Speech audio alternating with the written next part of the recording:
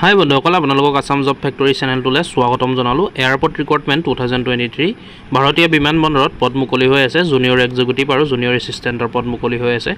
মুঠ 342টা পদ মুকলি হৈ আছে। 30 বছৰলৈকে আবেদন কৰিব পাৰিব আৰু 1,40,000 টকালৈকে হ'ব দৰমহা। অনলাইন আবেদন কৰিব পাৰিব। গতিকে চাই থাকিব ভিডিঅ'টো শেষলৈকে। আমি সকলোখিনি কথা অতি কম সময়ৰ ভিতৰতে আলোচনা কৰিম।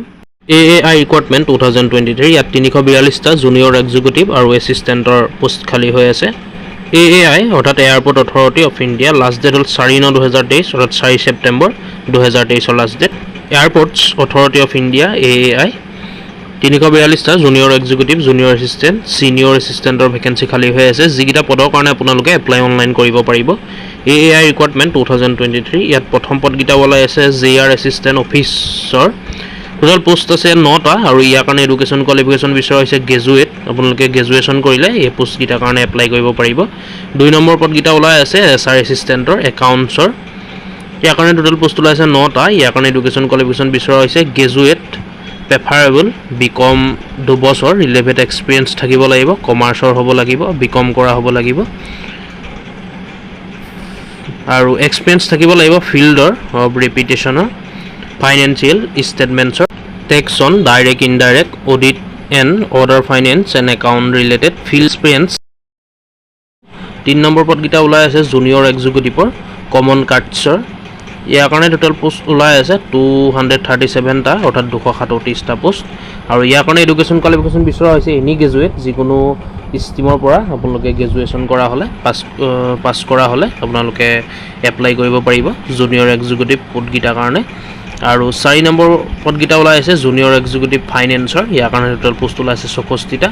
ইয়াৰ কাৰণে এডুকেশ্যন কোৱালিফিকেশ্যন বিচৰা হৈছে BCom উইথ ICWA, CA বা MBA কৰা হ'ব লাগিব। 2 বছৰ ডিউৰেশ্যন, এইটো 2 বছৰ কৰা হ'ব লাগিব আৰু স্পেচিয়েলাইজেশ্যন ইন ফাইনেন্স থাকিব লাগিব। আৰু 5 নম্বৰ পদকেইটা ওলাই আছে জুনিয়ৰ এক্সিকিউটিভৰ ফায়াৰ ছাৰ্ভিচৰ। ইয়াৰ কাৰণে টোটেল পোষ্ট ওলাই আছে 3টা। ইয়াৰ কাৰণে এডুকেশ্যন কোৱালিফিকেশ্যন বিচৰা হৈছে বেচেলাৰ ডিগ্ৰী ইন ইঞ্জিনিয়াৰিঙৰ, tech in fire engineer, mechanical engineer বা অট'মোবাইল ইঞ্জিনিয়াৰ কৰা হ'লেও আপোনালোকে এপ্লাই কৰিব পাৰিব।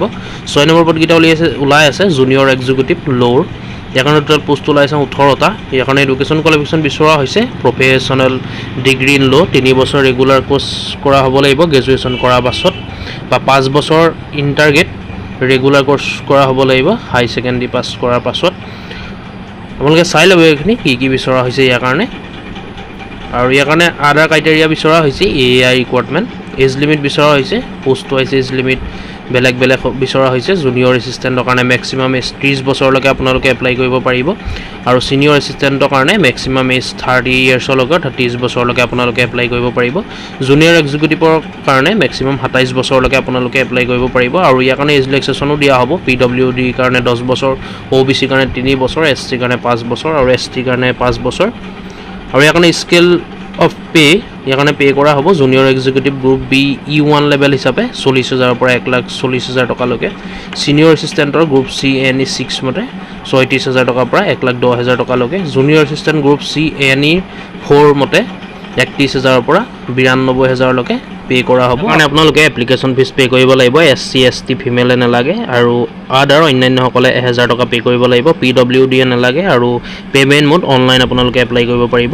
আৰু ইয়াৰ কাৰণে এপ্লাই কেনেকৈ কৰিব, আপোনালোকে এপ্লাই অনলাইন কৰিব পাৰিব নিজৰ মোবাইলৰ পৰাই। ইয়াৰ ষ্টাৰ্টিং ডেটটো হ'ল 5 আগষ্ট 2023 আৰু লাষ্ট ডেট হৈ গ'ল 4 ছেপ্টেম্বৰ 2023।